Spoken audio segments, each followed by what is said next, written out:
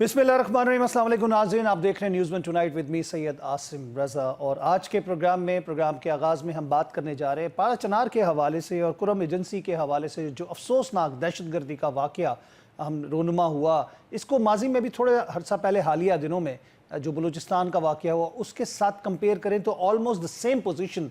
जिस तरह मासूम निहत्ते लोगों को शहीद किया गया और कॉन्वॉयज़ के ऊपर हमला किया जाता है, ये भी सूरत हाल हमें वैसे ही नज़र आती है। एक तरफ सियासी तनाजुर में जो हालात नज़र आ रहे हैं, दूसरी तरफ दहशतगर्द इस दहशतगर्दी का फ़ायदा उठा रहे हैं। इसकी ज़िम्मेदारी किस पर है? और जो मौजूदा इस वक्त KP हुकूमत है उनकी जानिब से गुज़श्ता 2 माह से जो कुरम एजेंसी और ख़ासतौर पर पाड़ा चनार के हवाले से मामलात हो रहे हैं, क्योंकि लैंड लॉक कंट्री एक रास्ता ही है जिधर से इस एजेंसी की तरफ दाखिल हुआ जा सकता है और उसको घात लगा कर एम्बुश कर और एक परफेक्टली उसी स्टाइल में जो कि हम बलूचिस्तान के अंदर वाक़या देख रहे थे, उसी की तर्ज का ये वाक़या रोनुमा हुआ। हम यही देख रहे हैं कि ये अफसोसनाक वाक़या है और उसके बावजूद हम अभी तक अपनी अफवाज पाकिस्तान या इंटेलिजेंस एजेंसीज़ की तरफ देखते हैं, लेकिन जो इसकी कोऑर्डिनेशन होती है वो सूबाई हुकूमत की जानिब से होती है। मुल्ज़मान बच नहीं पाएंगे, ये कहना है डिप्टी कमिश्नर जावेदुल्ला महसूद। अगर मुल्ज़मान बच नहीं पाएंगे तो इस वाक़े के रोनुमा होने की वजूहात तो कम अज़ कम बयान करें। कहा जा रहा है कि अली अमीन गंडापुर को एक रिपोर्ट बना के पेश की जाएगी और वो पेश कर दी गई है शायद, लेकिन अभी तक उसके ऊपर कोई अमल दरामद या फिर उसको आश्कार नहीं किया गया। और दूसरा ये है कि अभी तक ये लोग कहाँ से कहाँ पहुँच गए होंगे, चाहे वो अफगानिस्तान से आए हों, कहाँ का भी आप नाम लें, लेकिन फौरी तौर पर कार्रवाई क्यों ना की गई। मैं इसी हवाले से बताता चलूँ, अभी जो हमारे साथ इस वक्त इस सेगमेंट में मौजूद है ब्रिगेडियर रिटायर्ड फारूक हमीद साहब, दिफाई तज्ज़ियाकार हैं। अस्सलाम वालेकुम ब्रिगेड साहब, आपको खुशामदीद कहते हैं। बहुत शुक्रिया जी, मेरी आवाज आ रही है आपको? जी बिल्कुल आ रही है। ब्रिगेडियर साहब, ये बड़ा अफसोसनाक वाक़या जो कि हमने कुरम एजेंसी के जो वाक़या हालिया गुज़श्ता रोज़ हुआ इसको देखा, इसको आप किस तरह कंपेयर करेंगे जो इसमें को बलूचिस्तान के अंदर वाक़या हुआ और अफगानिस्तान की इन्वॉल्वमेंट किस हद तक आपको इसमें नज़र आती है? बहुत शुक्रिया। देखिए, पहली बात तो ये है कि फर्स्ट टाइम नहीं हुआ कुर्रम और ये पारा चनार इस इलाके में। ये कई दहाइयों से हम देख रहे हैं कि वहाँ पे फिरका वारियत जो है वो बिल्कुल है, देयर इज नो डाउट, इसको कोई डिनाई नहीं कर सकता। पहले भी बड़े बड़े खून बेल वाक़यात वहाँ पे हुए कि फौज को इंटरवीन करना पड़ा, सिक्योरिटी एस्टैब्लिशमेंट को इंटरवीन करना पड़ा, कई दिन वहाँ पे कर्फ्यू लगाने पड़े और सूरत हाल को, और फिर जो आपस में कबायली मामला है, कोई जमीन का तनाज़ा है और दुश्मनी है, उसके ऊपर भी जगह बिठा के बड़े लोगों को अमन लाने की कोशिश की गई है। तो ये कोई पहला वाक़या नहीं है, लेकिन फिर भी मैं समझता हूँ हाईली कंडेमेबल और पूरी नेशन जो है स्टेट ऑफ शॉक में है। ज़हन में रखें 2 बातें। कुर्रम जो एजेंसी है, साबिक कुर्रम एजेंसी, ये 3 तरफ से अफगानिस्तान से ये कवर्ड है। और आपको पता है कि अफगानिस्तान में क्रॉस द बॉर्डर वहाँ पे सूरत हाल बहुत गंभीर है कि दाइश हो गए, ये फौजी हो गए, TTP और ऐसे ग्रुप हैं और जो कि बिल्कुल they can cross the border despite the fact कि पता नहीं वहाँ पे बाढ़ कितनी इफेक्टिव है, लेकिन बहरहाल उनकी टिपिकल दहशतगर्दी वाली चीज जो एलिमेंट है उसको आप इग्नोर नहीं कर सकते, क्योंकि बड़ी तादाद में लोग आए। मैंने वो वीडियो जो देखी है और जिसमें वो उन्होंने पहाड़ों पे पोजीशन लेके, हालांकि कॉन्वॉय से सिक्योरिटी के लोगों के साथ ये 100-150 जो पब्लिक गाड़ियां थी उसमें उन्होंने फिर उनको एम्बुश करके हमला किया। तो एक तो टिपिकल प्योर दहशतगर्दी आप कह सकते हैं, लेकिन दूसरी चीज ये है कि देखें, ज़हन रखें, कई मरतबा हमारे जो हजारा भाई हैं जिनका अपना खास तरीके से ताल्लुक है क्वेटा में, उन पे भी बड़े भरपूर उनके भी मैसेकर किए गए, उन पे हमले किए गए और इस तरह की सूरत वहां भी क्वेटा में भी हुई थी। तो लिहाजा ये एक तनाव तो है जो फिरका वारियत का, ये सूरत हाल चाहे क्वेटा में हो चाहे यहाँ पारा चनार कुर्रम एजेंसी में। और तीसरी बात यह है कि बिल्कुल ऐसी कुव्वतें हैं अक्रॉस द अफगान बॉर्डर या दुनिया में जो चाहते हैं कि पाकिस्तान के अंदर फिरका वारियत जो है इसको इस्तेमाल किया जाए as a tool to destabilise the society and to destabilise Pakistan. अब बात ये आती है कि जनाब इस वक्त जो सूरत हाल है, जो तनाव हम देख रहे हैं KP गवर्नमेंट के और फेडरल गवर्नमेंट के दरमियान, जो हम देख रहे हैं कि KP गवर्नमेंट में जो लॉ एनफोर्समेंट उनकी अपनी एजेंसीज है, पुलिस हो गए और बाकी जो लेवी वगैरह जो उनके लोकल फोर्स है, वो देखें वो खुद दहशतगर्दी का शिकार है और KP गवर्नमेंट जो है वो एक पॉलिटिकल महाजरी कन्फ्रंटेशन सीरियस सिचुएशन है उसकी इस्लामाबाद के फेडरल गवर्नमेंट के साथ। तो मुझे तो यहाँ पे नजर आ रहा है कि बड़ी लैक ऑफ कोऑर्डिनेशन है, बड़ी लैक ऑफ ट्रस्ट है, mistrust between the federal government and the KP government. तो ये देखे ना, जब पॉलिटिकल हालात इतने खौफनाक हो जाए कि दुश्मनी के हालत तक आप पहुंच जाए, तो फिर दुश्मन जो है, जो भी दुश्मन हो, चाहे दहशतगर्द हो, चाहे फिरका वारियत वाले लोग हो, वो तो फिर इसका फायदा उठाएंगे। और मेरा ख्याल है ये हुआ है, क्योंकि ब्रिगेड साहब मुझे ये बताइएगा कि कोई बड़े ग्रैंड ऑपरेशन की तैयारी हो रही है, जिसपे कहा गया है कि गुज़िश्ता दिनों ये शुनीद आ रही थी कि जिस तरह बलूचिस्तान के अंदर हुआ था, तो कोई दहशतगर्दी के खिलाफ कोई एक और ऑपरेशन शुरू करने की बात आ रही है? लेकिन ये हम तो बड़ा जबरदस्त जो ज़रबे अज़ब हुआ था, रद्दुल फसाद हुआ था। 2015 में साने एटीएस के बाद, तो उसके बाद तो इन सब लोगों को वाइप आउट कर दिया गया था, जो भी दहशतगर्दों के अड्डे थे, ये साबिक फाटा में, खासकर जनूबी शुमाली वजीरिस्तान में, उनको तो मार भगाया गया था। वहाँ पे बड़ी दुनिया, बड़े लोगों को मार दिया गया था और क्लीन सफाया हो गया था उनका। उसके बाद बड़ी रिहेबिलिटेशन, रिकंस्ट्रक्शन की फौज थे, प्रोविंशियल गवर्नमेंट, फेडरल गवर्नमेंट पूरा हुआ। लेकिन अब ये है कि ये फिर ये लोग वहाँ पे रीग्रुप हो गए। बलूचिस्तान में तो ऑलरेडी एपेक्स कमेटी ने हाईएस्ट लेवल जो है, उन्होंने तो एक भरपूर ऑपरेशन का जो है वो ऐलान कर दिया है। मैं ये समझता हूँ कि अब यहाँ पे भी अब क्या किया जाए कि पहले तो सिर्फ बलूचिस्तान होता था, अब जनाब केपी का है, पहले सिर्फ केपी होता था, अब बलूचिस्तान भी आ गया। दोनों फ्रंट लाइन स्टेट प्रोविंसेस बन गए दहशतगर्दी के खिलाफ, और वहाँ पे ग्रैंड गेम जो है, एक ग्रैंड एजेंडा, फॉरेन एजेंडा, बिल्कुल उसको अब लोग करते वो खेला जा रहा है। तो लिहाजा अब मेरा ख्याल है फेडरल गवर्नमेंट को भी मजबूर होगी कि वहां पे भी अब ऑपरेशन जो है, तो केपी में भरपूर ऑपरेशन ज़रबे टाइप शुरू किया जाए। आज भी आर्मी चीफ पेशावर गए हुए, तमाम सिक्योरिटी ब्रीफिंग चल रही है, और केपी चीफ मिनिस्टर। लेकिन ब्रिगेड साहब, हमारी एक हुकूमत जो है उसने ऑब्जेक्शन शुरू की, ऑपरेशन इस्तेहकाम की बात की गई थी, तो उसके ऊपर बड़ी चेमगोइयाँ शुरू हो गई, और एक जमात जिनकी हुकूमत है वहाँ पर, उन्होंने उसको अपने ऊपर बराह रास्त हमला तस्वुर किया कि शायद उनके लोगों पर क्रैक डाउन करने के लिए ऑपरेशन शुरू किया जा रहा है। तो जब सूरत हाल इस तनाजुर में आ जाती है, तो फिर मेरे ख्याल से, क्योंकि पाकिस्तान का, अफवाज पाकिस्तान के साथ शाना बशाना चलना वो बहुत ज़रूरी है, हर ऑपरेशन की कामयाबी के पीछे वहाँ के लोकल्स का, उन लोगों का साथ शाना बशाना चलना बहुत ज़रूरी होता है। आप ठीक कह रहे हैं, लेकिन अब मुझे ये बताएं कि ये जो सियासी महामारी चल रही है, जो इतनी खौफनाक एक कन्फ्रंटेशन चल रही है, कि केपी का सारा फोकस जो है वो इस पे है, बजाय कि ये कि उनकी जो पुलिस और बाकी एजेंसीज हैं वो इनकी दहशतगर्दी के खिलाफ करे एज अ फ्रंट लाइन, मतलब फर्स्ट लाइन ऑफ डिफेंस तो हो जाती है। लेकिन अब मुझे बताएं, जो इस तरह के हालात हो, तो फिर कैसे वो एफर्ट हो सकता है, joint effort, joint focus of the federal and the provincial government against what is happening in KP. So इसका हल ये किया है कि जितनी जल्दी हम ये सियासी तनाव खत्म करें, हम पॉलिटिकल मामलात को स्टेबिलिटी की तरफ लेके जाएं, ताकि पूरी कौम का मुसल्लह फौज के साथ मिलकर फोकस हो ये बलूचिस्तान और केपी में जो दहशतगर्दी है, तो इनका टोटली कला कमा किया जाए, once and for all. We have to do it. लेकिन उसके लिए जो अंदर इंटरनल हालात हैं, उनको तो साजगार किया जाए ना। हम इस पर बैठ के मोटरवे पे जनाब वो खंदकें खोद रहे हैं। अब आप मुझे बताएं कि दुनिया हमें देख रही है कि तो हो क्या रहा है और हम क्या कर रहे हैं। अच्छा, इसमें ब्रिगेड साहब बात यहाँ पे आती है कि अज़्म और एक, जैसे कह सकते हैं ना कि क़ुव्वत इरादी की बात होती है। हम तकरीबन 80,000 से ज़ायद जानों का नजराना पेश कर चुके हैं, जिसमें फोर्सेस के नौजवान अफसरान, सिक्योरिटी फोर्सेस के और आम सिविलियंस भी शामिल हैं। आप समझते हैं कि हमारे पास एक ऑब्जेक्टिव होना चाहिए, पूरी कौम के पास एक ऑब्जेक्टिव होना चाहिए, और उस ऑब्जेक्टिव के पीछे, जिस तरह रद्दुल फसाद में कहा था कि हर फर्द इसका सिपाही है, तो ये एक मोटिवेशन और एक जज्बा होना चाहिए, उसके बगैर हम आगे एक इंच भी नहीं बढ़ पाते।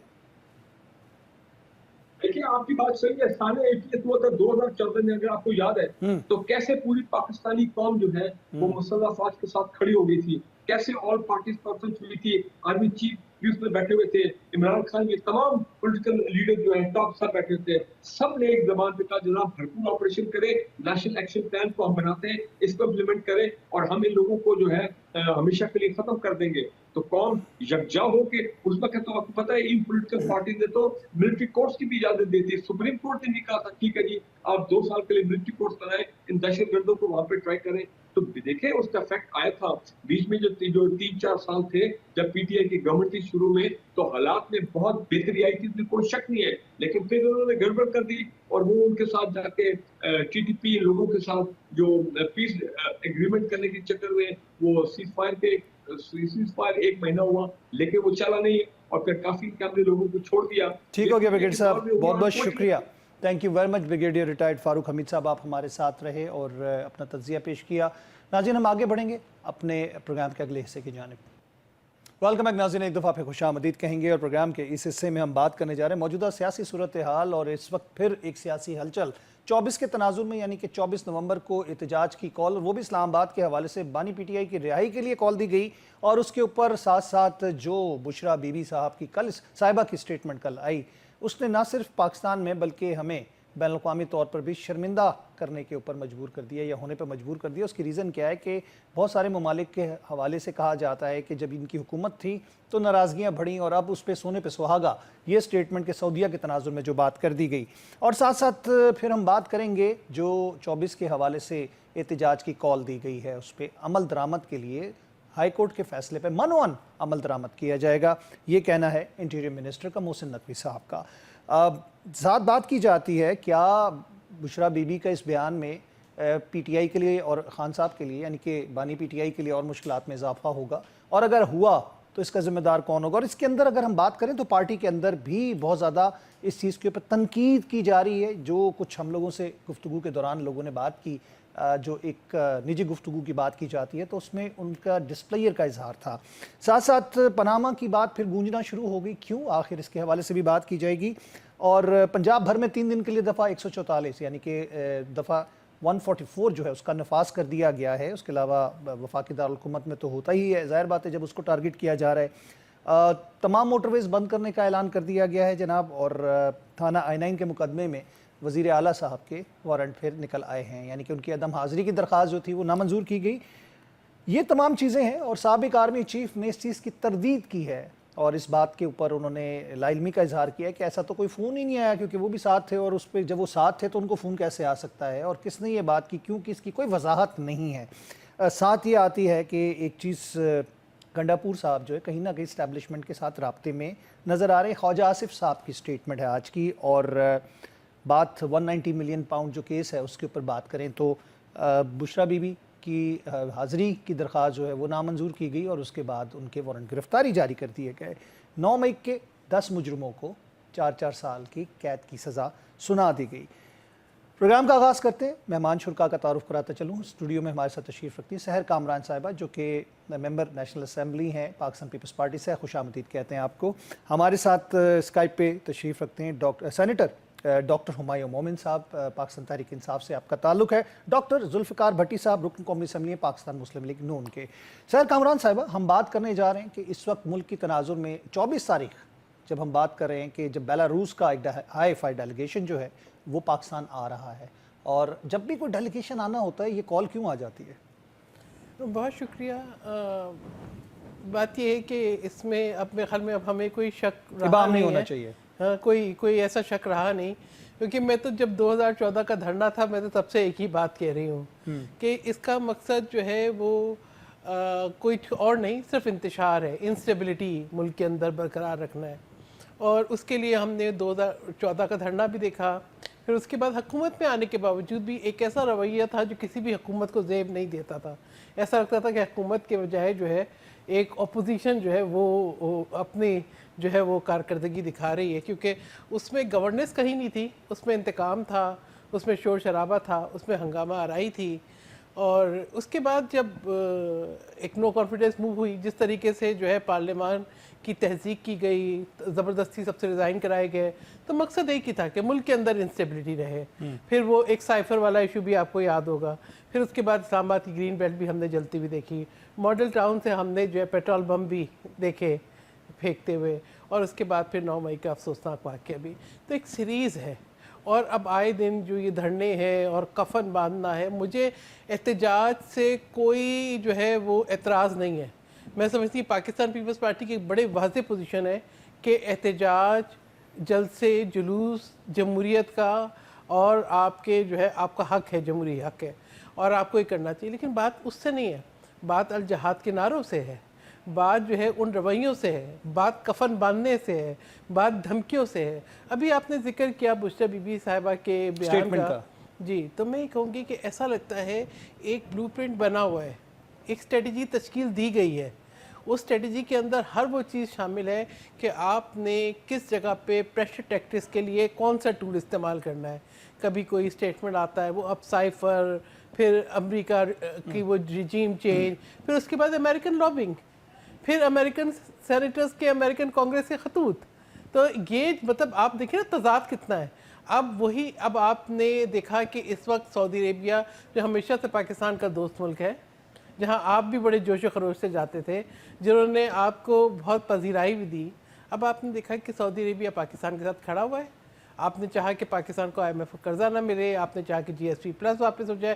अब आपने देखा कि एक दोस्त खड़ा हुआ है, वो आपके पास इन्वेस्टमेंट करना चाह रहा है, उसके वफूद आ रहे हैं, वो आपको रिसीव कर रहा है। वज़ीर आज़म के जल्दी जल्दी 2 बड़े इंपॉर्टेंट विजिट्स हो गए, आर्मी चीफ के विजिट हो गए। अब आपने स्ट्रेटजी बनाई कि कोई ऐसी बदगुमानी पैदा की जाए, इंसाइटमेंट पैदा की जाए पाकिस्तान के अवाम में भी, और एक सिफारती अदाब की खिलाफ वर्जी है। वही आप तो उस वाक़े के बाद आप हुकूमत में रहे। अगर आपको लगता था कि ऐसा कोई वाक़या हुआ, आप उस वक्त कहें नहीं, ये एक बिल्कुल प्लान स्ट्रेटजी है। इससे पहले भी आपको पता है इनके एक लीडर ने इस तरह का बयान दिया था और बाद में पार्टी ने अपने आप को उससे डिस्टेंस कर लिया था और ये कहा था कि उनकी अपनी ज़ाती राय है। ठीक है, अब किसकी ज़ाती राय है? अब किसकी ज़ाती राय? नहीं, ये एक ब्लूप्रिंट बना हुआ है। इनके ब्रेन्स कहीं बैठे हैं, इनके सपोर्टर्स, इनके फाइनेंसर्स, जो कि एक स्ट्रेटजी उन्होंने बना के दी हुई है और हर टूल को वो मौका की मुनासबत से इस्तेमाल करते हैं। साहिर साहब कहाँ बैठे हैं आप, कहाँ समझते हैं? देखिए मुझे आप ये बताएं कि इमरान खान साहब के लिए ट्वीट आती है बैन गोल्डस्मिथ की, जैक गोल्डस्मिथ की, वो कहते हैं हमारा ब्रदर इन लॉ है, फिर जमामा की, ठीक है ना। तो आप ये देखें कि फिर जो लॉबिंग होती है वो कहाँ से होती है, लॉबिस्ट फर्म कहाँ से हायर होती हैं। वो जिनको इंसानी हकूक़ की इतनी परवाह है पाकिस्तान में, उनको 42,000 लाशें गजा में नज़र नहीं आती, उनको कितने लाखों लोग जख्मी नज़र नहीं आते, उनको वहाँ पे जेनोसाइड नज़र नहीं आता। वो वहाँ के लिए कोई जो है रेजोल्यूशन पास नहीं करते।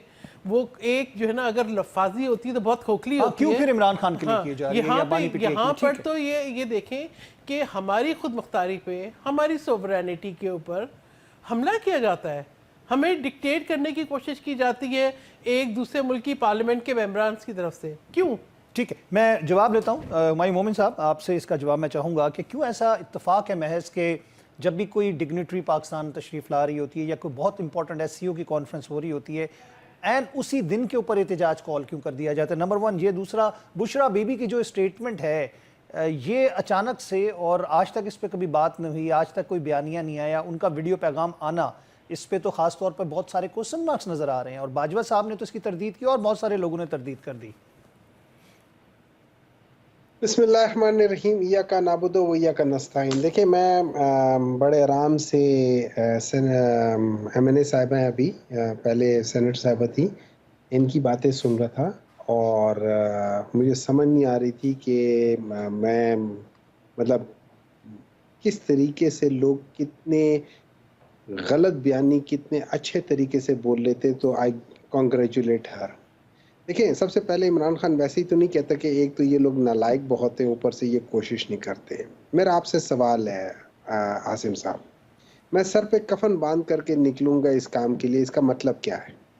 इसका मतलब है वापसी का कोई रास्ता नहीं है। और आप अल जिहाद के नारों का मतलब मुझे बता दें। ठीक है, नहीं मुझे एक बात बता देना। नहीं, दोनों सवाल हैं, साथ जुड़ते हैं फिर इसके ऊपर। मैं बता रहा हूँ ना, सर पे कफन बांध के निकलने का मतलब होता है कि मैं अपनी पूरी कोशिश करूंगा वो चीज़ करने में, और इसका ताल्लुक किसी लड़ाई झगड़े से नहीं होता। ये एक मुहावरा है कि हम सर पे कफन बांध कर निकलेंगे और वापसी नहीं है। हम लोग अक्सर कहते होते हैं जो अपनी कश्तियां जला के आ जाना, दैट डजंट मीन कि आप एक्चुअली जाके लिटरली कश्तियां जला के वापस आओगे। ठीक है, ये चीज़ नहीं है। इसका मतलब होता है हमने वापसी का सफ़र नहीं करना, हम लोगों ने आगे जाते रहना है। एक चीज़। नंबर 2, अल जिहाद, देखें जिहाद जोहद से है। मैं जिहाद करने जा रहा हूँ। इंसान अपने नफ्स के ख़िलाफ़ भी जिहाद करता है, जो कि सबसे सख्त जिहाद होती है, वो सारी चीज़ें करती है। लेकिन अगर आप मुझे पूछें कि क्या मैं कर रहा हूँ, मैं बिल्कुल जिहाद कर रहा हूँ। इस मुल्क में जो कुछ हो रहा है, जिस तरीके से होता रहा है पिछले 40 सालों में, मैं उसके ख़िलाफ़ जिहाद करना चाहता हूँ। इस मुल्क को जो कि 1985 में Bangladesh, Singapore, Malaysia, India China से ज़्यादा मालदार था, वो क्यों 2015, 2017 तक इन सबसे ज़्यादा गरीब हो गया? ऐसी कौन सी गलत पॉलिसी थी, वो कौन से दो हुकूमतें थी जो बार बार आती थी और उन्होंने सारे गलत डिसीजन लिए कि पाकिस्तान का वो इदारा जिसने एमिरेट्स जैसी एयरलाइंस को वो किया है, जिसका नाम ही ईके है, और उसके बावजूद भी ई मीन्स एमिरेट्स टू कराची, और उसको तबाह कर दिया है। वो इदारा जो कि स्टील मिल था, और ये याद रखें, अब आप टाइम नोट कर ले, 2008 तक प्रॉफिटेबल था, 2008 से लेके 2013 तक के दरमियान में वो बिल्कुल लॉस में चला गया। 2013 से लेके 2016 तक वो बिल्कुल बंद हो गया।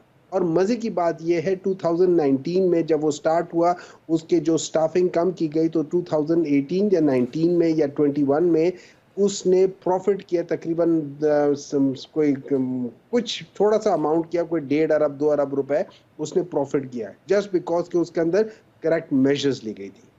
फिर हमने सुना कि जी उनके जो लोग हैं पाकिस्तान के खिलाफ ही कहते हैं, IMF को कहते हैं। तो मैं थोड़ा सा याद दिलाना चाहता हूँ कि ज़रा बेनज़ीर साहिबा की आप तकरीरें सुन लें, बेनज़ीर साहिबा की आपको देख लें कि उन्होंने अमेरिकन को कहा था कि पाकिस्तान को कोई एड मत दो। उन्होंने कहा था कि मियां नवाज शरीफ साहब के ऊपर उन्होंने कहा था आप सर मत हिलाए, मुझे कर ले। मैं आपको सुनवा दूंगा, उन्होंने कहा था कि ये जो मियां नवाज शरीफ साहब कर रहे हैं ये चीज़ नहीं है और एड नहीं मिलनी चाहिए, ये बेनज़ीर साहब ने कहा था। ठीक है, अच्छा, फिर हमने ये सुना है कि PTI जो है ना वो कोई काम नहीं करती, उस लिहाज से नहीं है, लेकिन पता नहीं कहाँ से हुआ कि GDP 6.2 को टच कर गया, तीसरा साल ही टच कर गया। अच्छा, फिर PTI कोई काम नहीं करते, इनको कहीं आते, ये सारे नुकसानात करती है, लेकिन एक्सपोर्ट जो है ना वो हाईएस्ट इन 17 इयर्स हो गए। आज जिस चीज को ये कहते हैं कि आज हमने पाकिस्तान को बचा लिया है, तो एज ऑफ टुडे पाकिस्तान का चाहे वो स्टॉक एक्सचेंज है, उसकी जो हजम है, मतलब 90,000 की जो हजम है, वो आज भी 2022 मार्च से पहले, अप्रैल से पहले जो PTI का टाइम था, उससे पहले के हुजम जो कि 50,000 था या 52,000 था, उससे कम है, उसकी वैल्यू उससे कम है। मैं सेनेटर साहब इसमें मैं मजीद चाहूँगा, हमने 2 सवाल इसके साथ और अटैच आपसे किए थे, क्योंकि वक्त महदूद होता है, मैं मुख्तलिफ सवालात आपसे करता रहूँगा। बुशरा बीबी का ये बयान और 24 तारीख ही क्यों? मैंने कहा माजी के तनाजुर में मुख्तलिफ इवेंट्स ऐसे हैं कि जिसमें कोई डिग्निटरीज या स्पेशल इवेंट्स हो, तो उसमें क्यों कॉल की गई? एक मुहज़्ज़ब माशरे में जो डेमोक्रेटिक प्रोसेस जहाँ पे होता है, नॉन डेमोक्रेटिक नहीं, डेमोक्रेटिक प्रोसेस होता है, वहाँ पे ये दो चीज़ें सेपरेटली चल रही होती हैं। लोग आते हैं जाते हैं, डिग्निटरीज आते हैं जाते हैं, वो अपनी जगह पे होते हैं, उनका हुकूमत के साथ बातचीत हो रही होती, चल रही होती है। लेकिन जो प्रोसेशंस होते हैं, बाज़ दफ़ा जो लोग आ रहे होते हैं उनके खिलाफ प्रोसेशंस हो रहे होते हैं, चाहे हम अमेरिका देख लें, UK देख लें, फ्रांस देख लें, किसी भी जगह देख लें, वहाँ पे डिग्निटरीज जब आ रहे होते हैं, मैं मिसाल के तौर पे आपको बात बताता हूँ, जब मोदी मेरे ख्याल में अभी 2021 में या कब जब बांग्लादेश गया था, वहाँ पे उनके खिलाफ प्रोसेशन हुई थी और 8 या 12 बंदों की डेथ भी हो गई थी। ये चीजें चलती रहती है, ये डेमोक्रेटिक प्रोसेस अपनी जगह पे चलते रहते हैं, इनका उससे कोई ताल्लुक नहीं है। हाँ, अगर मैं नालायक निकम्मा हूं तो मैं उसको जरूर ब्लेम करूंगा, तो इन चीजों का उससे ताल्लुक नहीं होना चाहिए, वो अपनी जगह पे। बुशरा बीबी का बयान आप कैसे देख रहे हैं? बुशरा बीबी का देखिए, बुशरा बीबी के बयान को जो मैंने सुना है, मैंने उसमें कहीं सऊदी अरब का नाम नहीं सुना। ठीक है, अब मैंने ये देखा है कि इमरान खान जब फर्स्ट टाइम गए थे सऊदी अरेबिया, तो हम सब ने देखा था कि उनका एक जो क्या कह सकते हैं, मदीने के साथ जो उन्स था, उसकी बेसिस पे उन्होंने जूते नहीं पहने थे और वो जहाज से ही बगैर जूतों के उतरे थे। ये मैंने सोशल मीडिया पे देखा था, मैं उनके साथ नहीं था, लेकिन मैंने सोशल मीडिया पे देखा। अच्छी बात है, हर एक चीज पे बिलीव करता है, व्हाई नॉट। फिर उसके बाद हमने देखा कि इमरान खान हमेशा से ये कहता था कि मैं मदीने की रियासत के तर्ज पे पाकिस्तान में रियासत ठीक, बनाने की कोशिश आपका पॉइंट ऑफ व्यू आ गया। जुल्फिकार भट्टी साहब, आपसे मैं पूछना अब चाहूंगा, सुनिए, मैं अगले सवाल पे आपकी तरफ मुझे आऊंगा। मुझे उस बात से ये प्रिजम्पशन जो मेरी नजर में था वो ये प्रिजम्पशन थी, ये मेरी प्रिजम्पशन है, मैं ये नहीं कह रहा हूँ कि हकीकत है, क्योंकि मुझे नहीं पता उन्होंने क्यों कहा है, लेकिन मैं अपनी इंटरप्रिटेशन करता हूँ कि उन्होंने कहा था कि ये आदमी जो कि इतना ज्यादा मतलब रिलीजियस ओरिएंटेड है, अब ये पाकिस्तान की बात हो रही है कि बाजवा अब तो साहब मयूर और उनके साहब, ये तो साथ डिनाई हो गया कि ऐसी कोई बात ही नहीं हुई, ना फोन आया। बात तो मैंने इसलिए की है, मैं आगे बढ़ूंगा। आप बताएं, आप जनरल बाजवा साहब की बात मानेंगे कि जिनके ऊपर जब उनके वो क्या कहते हैं क्रेडेंशियल्स आए कि उन्होंने ठीक, कितना पैसा कितना बनाया तो वो बंदा ही गायब हो गया, जुल्फिकार भट्टी साहब, आप उनकी बात मानेंगे? आप उनकी बात मानेंगे योर कि टेक उन्होंने नाउ। 3 सालों में 6 अरब रुपए जी जी कैसे बनाए, जी, या आखिरी 1 साल भाई डेढ़ में साहब, 6 मुझे अरब रुपए मुझे कैसे? जुल्फिकार भट्टी साहब का भी थोड़ा सा टेक लेने दीजिए। बात जी मैं कर रहा था भट्टी साहब के जो हालात और वाकयात हैं, आपने मोमिन साहब की भी गुफ्तगू सुनी, सैर कामरान साहिबा ने भी जो गुफ्तगू की, आप क्या कहते हैं इन तीनों चीज़ों के ऊपर जो मैंने अभी रखी सामने? देखें, दो चीजें हैं। एक तो ये है कि देखें, कोई भी एहतजाज करना और पुरअमन एहतजाज करना, ये हर एक सियासी जमात का अपना हक है। इस पे तो कोई किसी को भी, ये आईनी है, कानूनी है, ठीक, अखलाकी है, और इस पे किसी को कोई मसला इबाम नहीं नहीं है। होना चाहिए, ठीक है। हाँ जी, लेकिन आप मुझे जरा थोड़ी सी बैक हिस्ट्री पे ले जाएं। हमारे भाई डॉक्टर साहब भी इसको जरा थोड़ा सा कंसिडर करें और सारे लोग सोचें कि 2014 में जो धरना दिया गया था डी चौक में, उसके कितने क्या वो पुरअमन था? क्या उसमें जो फोर्सेस थी उन पे हमले नहीं किए गए, यानी कि वहां पे पुलिस पे? क्या रेडियो पाकिस्तान पे हमला नहीं किया गया? पाकिस्तान टेलीविजन, पीटीवी पे क्या असेंबली के गेट नहीं तोड़े गए, या ऐसे ऐसी चीजें नहीं हुई वहां पे? क्या मतलब वो पुरअमन था? अगर उसको पुरअमन कहते हैं तो मैं समझता हूँ कि ये फिर पुरएहतजाज या पुरतशद्दुद क्या होना चाहिए। एक बात। दूसरी बात, ये फिर 9 मई का एक एहतजाज था, ठीक है, लीडर गिरफ्तार हुए, बानी पीटीआई गिरफ्तार हुए, एक जज्बात थे, सारा कुछ था, लेकिन क्या वो पुरअमन था? हमारा ये जाती ख्याल है कि जहाँ पे अब जो पार्टी चल रही है, पीटीआई, माजरत के साथ, उसकी कोई सेंट्रल कमांड नहीं है और उनकी अपनी भी कोई ऑर्गेनाइजेशन फिलहाल नहीं है कि वो ऐसे लोगों को, जो हो सकता है, मैं ये नहीं कहता कि सारे लोग यहाँ पे कोई खुदा न खास्ता तशद्दुद करने के लिए आएंगे, वो अपना चलो एहतजाज रिकॉर्ड करने के लिए आएंगे, लेकिन उनमें बहुत सारे ऐसे अनासर शामिल होंगे, जैसा कि आपने पहले देखा है, तो वो अनासर शामिल होंगे जो यहाँ पे तशद्दुद भी करेंगे, तोड़फोड़ भी करेंगे, सारे काम करेंगे, और फिर जुल्फिकार भट्टी साहब, मुझे ये बताइएगा, ठीक है, ये एक पस मंज़र आपने बयान किया, अभी जब बात हो रही है बुशरा बीबी के बयान के हवाले से, और 24 तारीख ही क्यों, जब भी कोई डिग्नेटरीज पाकिस्तान तशरीफ ला रहे होते हैं? देखिए, वक्त भी ये था कि जब ये 2014 वाला धरना, वो आपको पता है प्रेसिडेंट ऑफ चाइना आ रहे थे उस वक्त, और इसी तरीके से यहाँ पे जब कोई हमारा यहाँ पे कोई बाहर की डिग्निटी आती है, बाहर के हमारे लोग आते हैं, कॉन्फ्रेंस थी अभी, और उससे पहले भी अब सऊदी वफ्द आया हुआ था, उसके बाद मलेशिया के प्राइम मिनिस्टर एक एहतजाज का जो ऐलान है, वो मेरे ख्याल में किसी लिहाज से मुल्क की सालमियत के लिए, मुल्क के लिए बेहतर नहीं है। और दूसरी बात, बुशरा बीबी नहायत वाजिब एहतराम है, हमारी बहन है, हमारे लिए, हमारे एक बानी पाकिस्तान की वाइफ हैं, लेकिन उनको या इनकी पार्टी के ऐसे लोगों को ऐसे बयानात से कतई परहेज करना चाहिए। मैं उसके बारे में कुछ सख्त लफ्ज नहीं बोलना चाहता, इनकी मुश्किलात में इजाफा ही होगा, लेकिन ये ऐसी चीजें मुल्क आपके मुल्क के तलकात, वो जो दोस्त मुल्क है और जिसके पे ऐसा ये कहते हैं ना कि ये उन्होंने सऊदी अरब का नाम नहीं लिया, डॉक्टर साहब कहते हैं, तो ये तो एक भोलेपन वाली बात है। ठीक हो गया जुल्फिकार साहब, मैंने वक्फे की तरफ जाना है, मैं सैर कामरान साहबा से भी इसका टेक, क्योंकि वो रिप्लाई करना चाह रही थी डॉक्टर हुमायूं मोमिन साहब की गुफ्तगू के हवाले से। पहले तो वक्फा, उसके बाद दोबारा मिलते हैं। वेलकम बैक नाज़रीन, एक दफ़ा फिर खुश आमदीद कहेंगे। सैर कामरान साहबा, आप क्या देखती हैं जो हुमायूं साहब ने गुफ्तगू की है? हमने उसकी, मुझे कहते हैं रिप्रोडक्शन ऑफ द वर्ड्स की बात उन्होंने की है कि ऐसा हो सकता है, ऐसा नहीं हो सकता, ये इस्तेमाल इसलिए की गई इसलाह, आप क्या समझती हैं कि हम पैदर पै जो वाक़यात हो रहे हैं उनके अंदर कोई ना कोई ऐसी स्टेटमेंट इनकी क़यादत की जानिब से, मतलब मीन जो भी इस वक्त लीड कर रहा होता, लेकिन अब तो बुशरा बीबी साहिबा आ गई हैं, तो कोई ऐसी बात निकल जाती है जो कि इनके लिए खुद शर्मिंदगी का बाइस बन जाती है? क्योंकि अंदर मैंने कहा कि बहुत सारे लोग इस पर तनकीद कर रहे हैं। बात ये, मैं भी डॉक्टर साहब को बहुत दिल से अप्रिशिएट करूँगी कि उन्होंने बड़ी खूबसूरती से जो इश्तियाल अंगेज़ी की जा रही है उसको पे कवर डालने की कोशिश की गई है।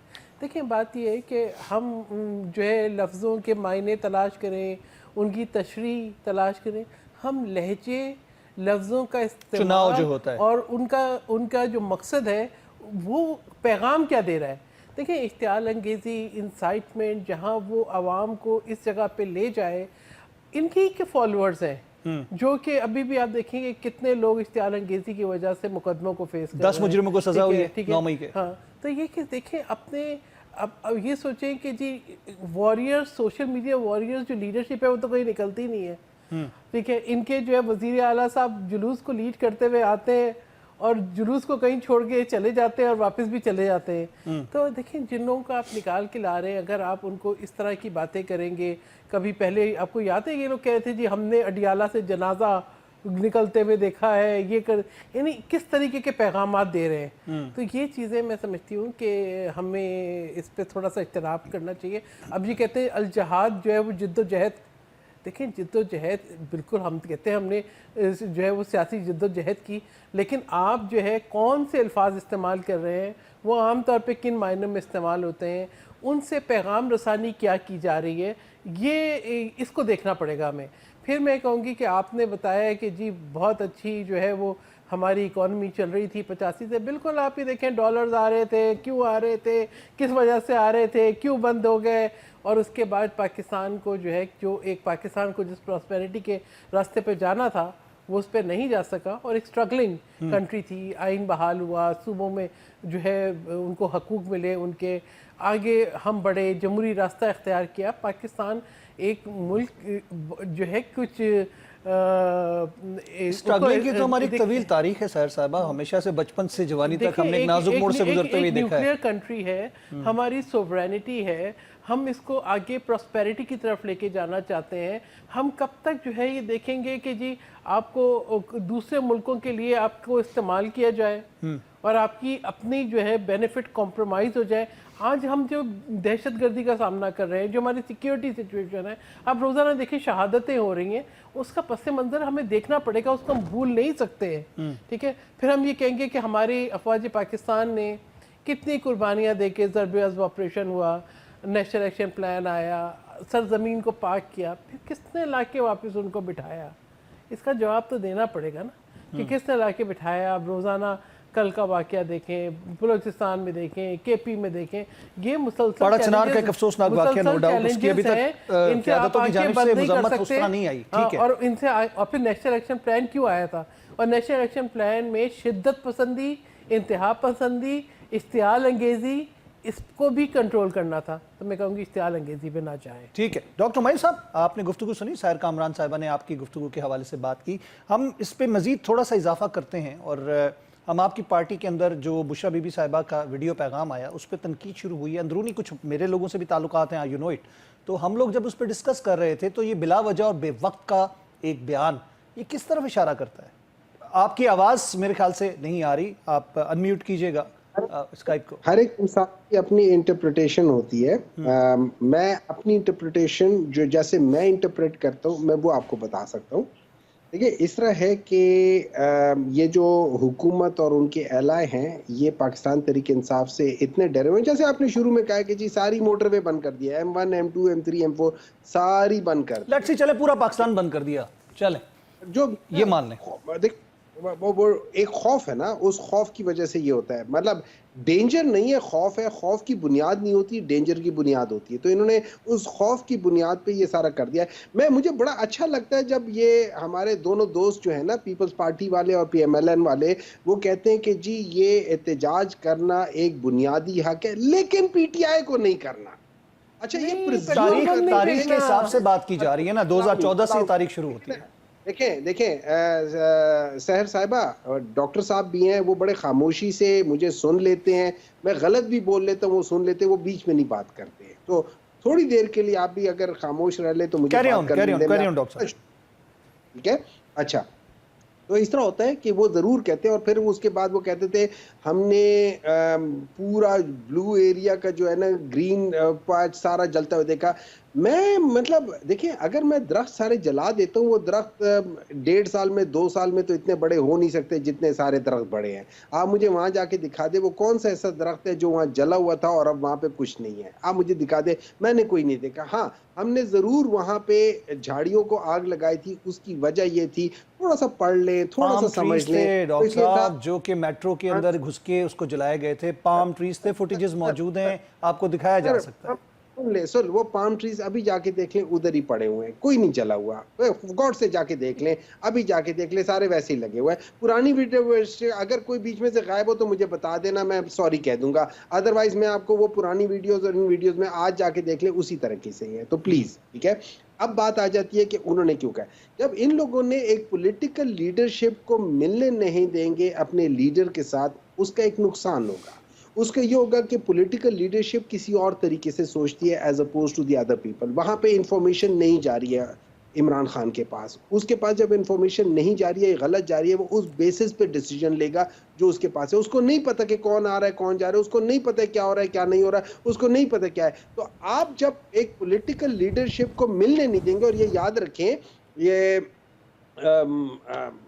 जुबैर उमर साहब ने कहा हुआ था, ये उनके अल्फाज है कि जब मियां साहब जेल में थे तो सुबह 9:30 से 2:30 बजे तक जो टॉप लीडरशिप है वो 20-25 बंदा उनके साथ ये सारा टाइम 5-6 घंटे बैठ के बात करता था। उसके बाद जो सेकंड टियर थर्ड टियर है वो जाके 25-25-30 जाके मिलते थे। यहाँ पे इमरान खान से किसी को मिलने नहीं दे रहे, विच इज अनकॉन्स्टिट्यूशनल रॉन्ग, ठीक है, उसको भी चले जाते हैं। अब उसके बाद जब उनको मिलने नहीं देंगे तो जो उनसे मिल सकता है, उन्होंने उनको कहा आप जाके मेरा ये पैगाम दे दो। अब वो पैगाम जिसको कहा गया है, बहन भी है और बेगम भी है, दोनों को कहा है, दोनों ने जाके मनोवान दे दिया है। इसमें उनका कोई ताल्लुक नहीं है किसी पॉलिटिकल एक्टिविटी से, कोई ताल्लुक। इट वाज जस्ट जो मैसेज है, स्पेशल वीडियो मैसेज बना के उसको भेजा गया और आप उसको कहते हैं कोई ताल्लुक नहीं है। सुन ले, देखिए ना आसिम साहब, इस तरह है, आप एक टीवी प्रोग्राम करते हैं और एक आप अपना वो सोशल मीडिया पे जाके आप अपना प्रोग्राम भी करते होते हैं, कोई यूट्यूब कोई वो भी करते होते हैं। इसी तरीके से उन्होंने पहले जो बात की थी वो उन्होंने एक कमेटी के अंदर लोगों को कही थी जो लीडरशिप थी। फिर उसके बाद आई एम श्योर वहां पे डिस्कस किया होगा कि आप क्यों नहीं ये सारे पाकिस्तान को आप ही डायरेक्ट बता दे तो सोशल मीडिया के थ्रू। तो वो एक वीडियो बयान था, उसको रिकॉर्ड करके उनको वहां पे भेज दिया, तो उसमें कोई बड़ी बात नहीं, वही बातें उन्होंने उसी तरीके से बताई है। So what's so big deal. हाँ, there is one big deal, इनको डर लगा हुआ है, इनकी बुनियाद है ही नहीं, इनकी जड़ें नहीं है इनका। देखिए वो कहते हैं कि अदालत के हुक्म के बावजूद जब आपको कह दिया गया और आप लोग अपना फैसला तब्दील ना करें, इस्लामाबाद हाई कोर्ट की तरफ से जो फैसला है, एक बात बताए, अदालत जब इनको कहती है, अदालत एक मैसेज जब कहती है कि जी इन लोगों को मिलने दें, उस वक्त इनको अदालत के फैसले याद होते हैं। ठीक है, चलें। अदालत के फैसलों में भी आपका मतलब आ गया ना कि अदालत आपके हक में फैसला दे, अमल नहीं करते, इनके हक में दे तो फौरन अमल हो जाता है। ठीक है भट्टी साहब, आप लोग इनके जब कहा जाता है कि मुलाकात करवाएं या अदालती हकमात आते हैं, उसको तो आप लोग बिल्कुल ही सिर्फ निगाह कर देते हैं। ये इतराज है डॉक्टर हुमायूं साहब का? देखिए, मैं थोड़ा सा एक डॉक्टर साहब बड़ी लॉजिकली बात करते हैं, तो मैं एक जैसे उनका व्यू है मैं भी एक लॉजिकल बात करूंगा।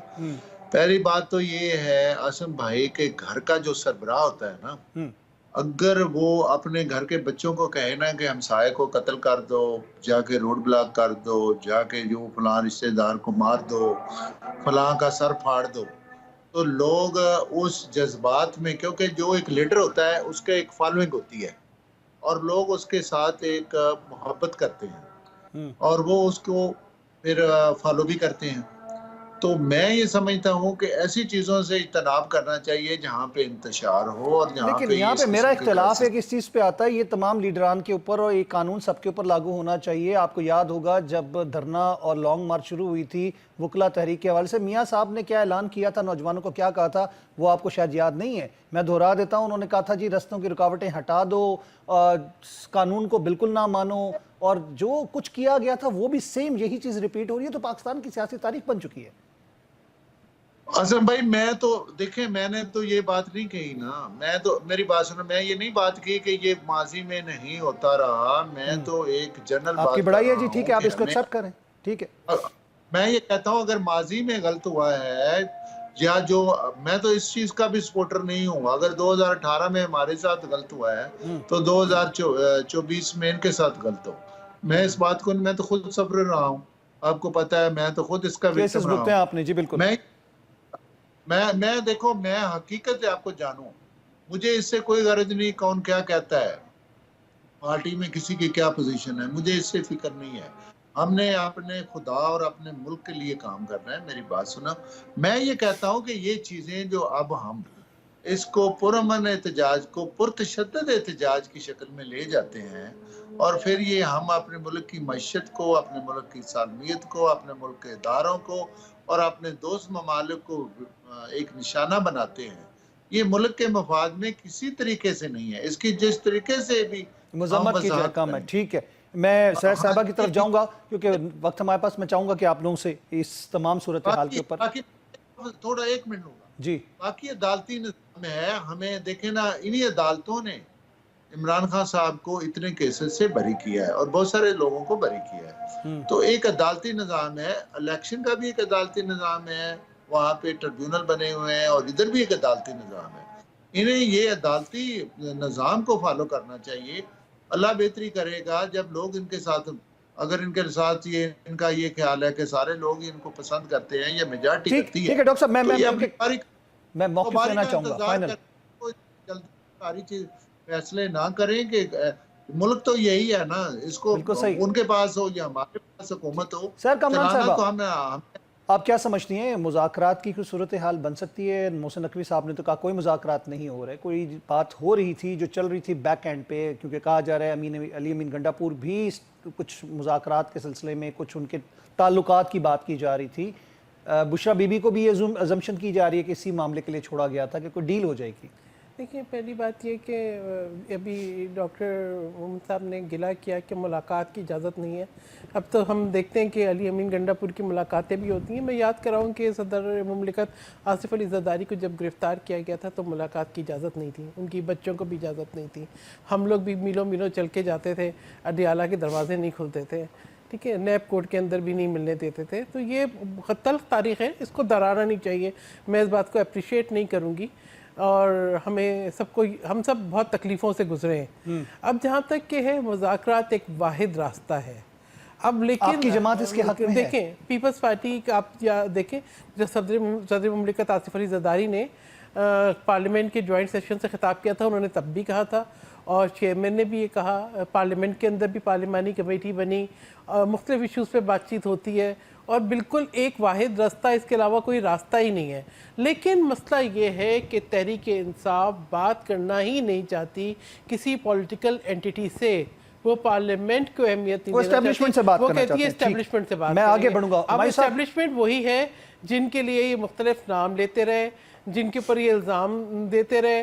तो अब मसला ये कि इनको अपनी एतमाद की बहाली करें, एतमाद की बहाली करेंगे तो होगा, लेकिन इसके अलावा कोई रास्ता नहीं है। हुमायूं साहब, आप खारिजुल इम्कान समझते हैं इसको, मुज़ाकरात की बात को किसी डील के हवाले से?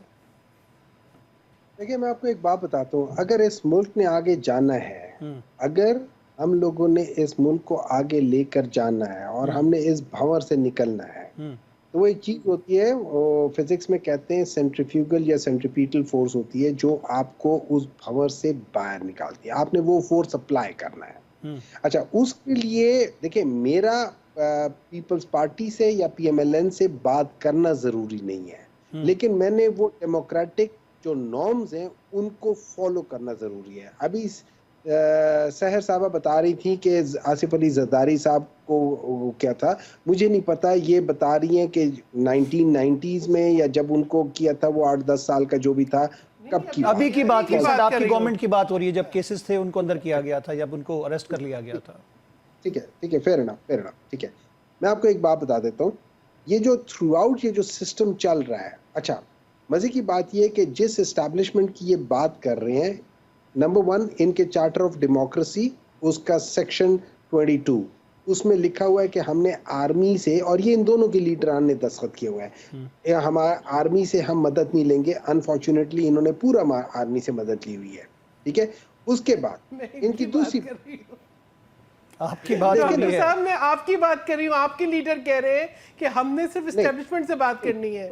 सुन लो, वो वजह उस एस्टैब्लिशमेंट, इसलिए हम उनसे बात करेंगे, उन्होंने तो आपको प्लेस किया हुआ है, वरना तो आपके as per the norms of या as per the results of 8th February 2024 you people do not exist in anything except for कि आप लोगों को ऑपोजिशन में होना चाहिए। हाँ, उसमें ऐसे लोग जरूर हैं जो ऑनरेबली जीते हैं, मैं बिल्कुल मानता हूँ, उनमें बहुत सारे लोग हैं, डॉक्टर साहब उनमें से एक हैं, बहुत सारे हैं, और उनमें ऐसे लोग हैं जिन्होंने एक्सेप्ट नहीं किया। उन्होंने कहा वी वुड रादर बी कि हम ऑनरेबल डिफीट को कर लेंगे, और या जो डिसग्रेस, जो क्या कह सकते हैं, जीत को हम उसको नहीं करेंगे। ऐसे लोग हैं उसमें। 30 सेकंड्स लास्ट। खुरम दस्तगीर साहब हैं, ख्वाजा साद रफीक है, उन लोगों ने ना कही है। तो there are good people as well, हर जगह पे होते हैं। लेकिन ओवरऑल अगर हमने आगे बढ़ना है, so whether you like PTI और you don't like PTI, you have to talk to PTI. ठीक हो गया। डॉक्टर जुल्फिकार भट्टी साहब, पॉलिटिकल स्टेबिलिटी कभी नहीं आएगी, ठीक ये है, याद रख लें। ओके डॉक्टर साहब आप क्या कहते हैं? डॉक्टर जुल्फिकार भट्टी साहब, लास्ट 2 मिनट्स। मैं इस चीज़ पे इत्फाक करता हूँ कि अगर हमने आगे बढ़ना है तो हमको अपने घर में ही बैठ के, अपने असम्बली में बैठ के, अपने म्यूचुअल डायलॉग से हमें अपने जो इलेक्शन लॉज हैं उनको स्ट्रांग करना, इलेक्शन की तरफ जाना चाहिए, और हमें एक सिस्टम की तरफ जाना चाहिए। ये जो चीज़ें हैं ना, अगर हम करके अपना एक इंतशार करेंगे, एक अपना करेंगे जैसे मुल्क की सालमियत को नुकसान होगा, तो वो किसी के लिए भी फ़ायदेमंद नहीं होगा। का आज हम में कल ये हो सकते हैं, और इन चीज़ों को हमें देखना पड़ेगा। बस मेरा तो यही एक वर्शन है।